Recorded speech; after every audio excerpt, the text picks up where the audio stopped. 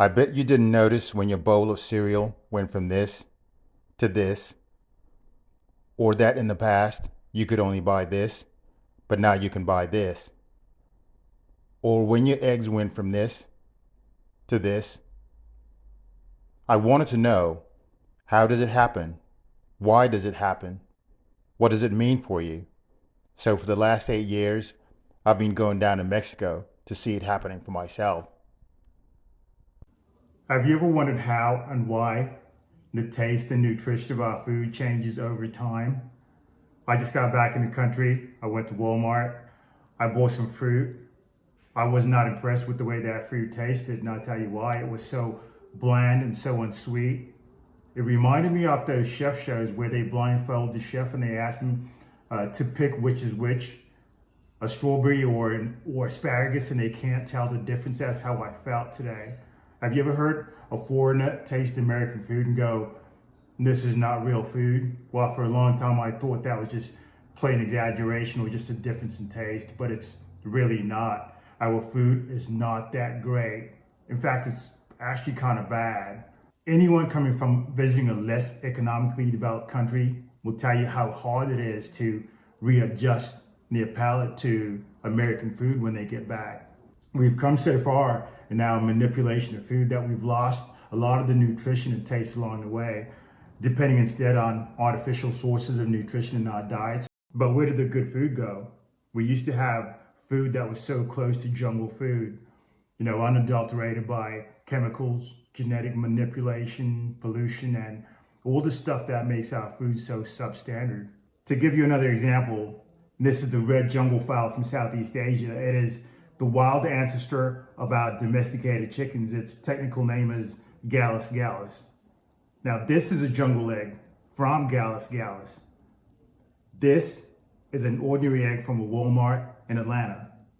And this egg also is from Atlanta, but from a convenience store. See the difference between the store eggs and the jungle egg? But hold up. This was an egg from an American grocery store about 60 years ago. Anybody see what's wrong here? You can clearly see the difference in the color of the yolks. How did they become so different?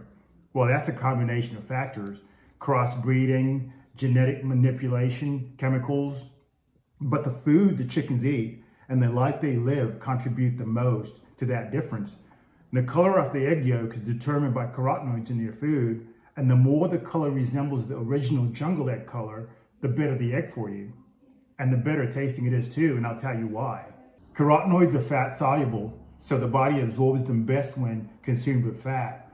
And the natural wild egg yolk had the best ratio for making the egg most nutritious for human consumption.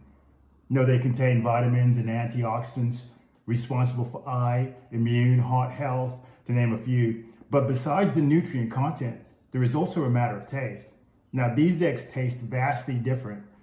This egg is like eating a flame-grilled ribeye. And this egg is like drinking a warm glass of milk. How did we get from there to here? Now, maximizing profit and good food cannot coexist, and that's no secret. I'm not here to debate economic development or unbridled capitalism. I'm not here to propose a radical new solution to the world's food problem. And that's better left for smarter people than myself, people in a higher pay grade. But what I will show you is just a microcosm of the consumer food market. How we get from point A to point B. How we get from jungle food to corporate profit food. Food produced for human consumption to food produced to maximize profit. And that idea has always fascinated me. Now I'm going to show you some more eggs, but I'm going to switch it up on you. I'm changing countries this time. I'm going to Mexico. Now this is an ordinary egg from a Walmart in the Yucatan in Mexico. And this is an ordinary egg from a small tienda in Mexico. And these are just small little neighborhood grocery stores. These are the eggs that most Mexicans eat on a daily basis. You can see how different they are from American eggs. And you can see how Mexican eggs are much more similar to jungle eggs. So I bet you have questions now. What's the deal? Are Mexican eggs better than American eggs? What's your obsession with eggs, man? If something explodes in space, does it make a sound? Well, hold up. Those are all valid questions, and I'll answer all of them in due course. And by due course, I mean right now. If something explodes in space, does it make a sound? No, there are no air particles in space, so it does not make a sound. I was watching a sci-fi movie last night and that just hit me. It's one of those things you always forget and then just remember at some point, and as quickly as you remember it, you forget it until a few years later. But anyway, moving on. Are Mexican eggs better than American eggs? Yes, definitely, without a doubt. Not just eggs, but much, much more. Better tasting, better nutrition. But that's just about to change. If you follow global economics, you'll be aware that Mexico has been undergoing huge economic transformation, with major international companies setting up shop in Mexico and others increasing their investment in Mexico. So I was in Mexico about 8 years ago and ate an egg which completely transformed my perspective of what an egg should be. The yolks in Mexico were still as close to an original jungle egg as you'll find. They tasted amazing, like I'd never had an egg before in my life. But while I was still trying to enjoy a lot of the different natural foods for what felt like the first time, I saw an international big box store under construction in that same neighborhood, and I knew then that Mexican food was about to go through some serious change. And why is the consumer food market so fascinating? Because it's the reason we keep getting sicker and sicker. Despite what you may imagine, diseases, health conditions, infections, all that stuff is on the rise, along with all these new pandemics, and there will be more. Even cancer, after hundreds of billions of dollars in research and years, cancer rates are higher than they were decades ago. Let me give you another example to illustrate this, which ties into the consumer food market. Many researchers agree that while there may be other factors at play here, Western food is definitely a huge contributor to growth of cancer and diabetes in parts of Africa, a continent which barely had any cancers to speak of until Western food was introduced. Cancer rates are increasing in Africa from initially insignificant numbers to now, where 1 million Africans are predicted to die of cancer by 2030. And this all started after Western processed food was introduced and Africans started to move away from their traditional natural food. And that is why when I saw that international big box store under construction, granted, it wasn't the first big box store to go up in Mexico, it was just the first that I saw. And the first thing that came to mind was, goodbye natural food, hello cancer. And that is why I became obsessed with eggs, especially Mexican eggs. I started documenting them, I started eating them, I started photographing them.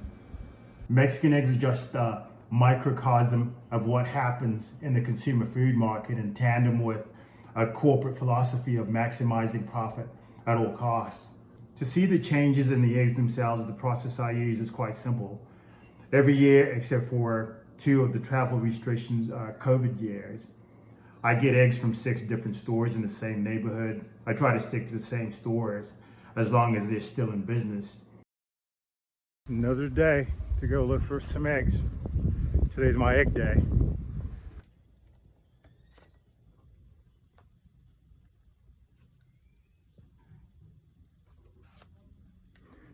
I get eggs from anywhere.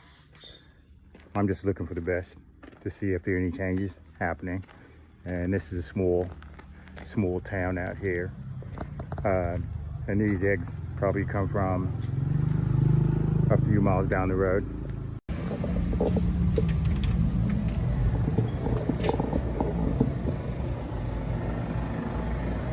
Hola. Ah, huevos.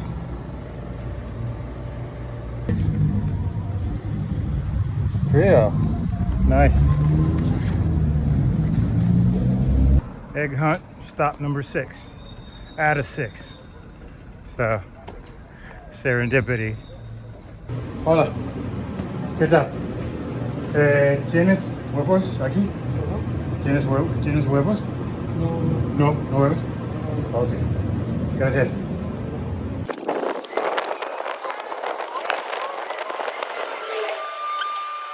Hola, ¿cómo estás?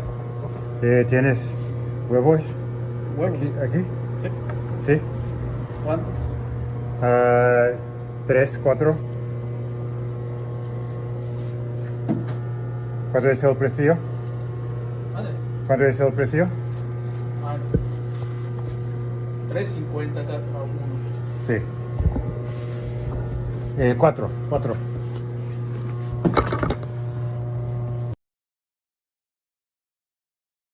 I crack the egg, separate the yolk, and put it on 100 bright paper. 100 bright is a measure of paper brightness. It's the brightest white printing paper you can purchase. It's a standard across all paper brands. Then I find the yellowest yolk from each store and match it to the PMS color system, which is also a standardized color measuring system across the world. Now have a look at the progression I've seen in Mexico over that period.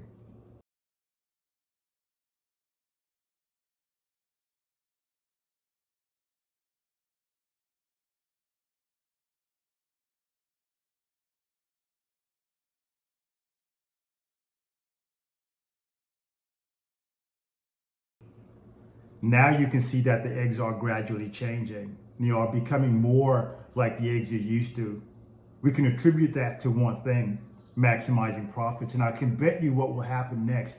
When I go to Mexico and get eggs from the same stores 10, 15 years from now, most of them will look closer to this.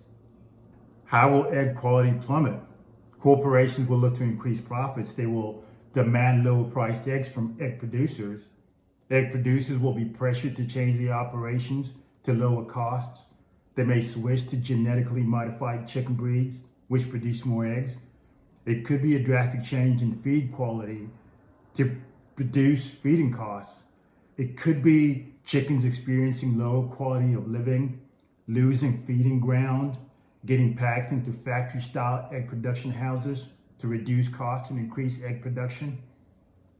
It may be that good egg producers go out of business from the pressure to keep up with big box pricing. And this will drive the market to do the same until all egg producers produce crappy eggs. One thing is guaranteed, Mexican eggs will look like this very soon. And remember, this is just a microcosm of the entire corporate food industry.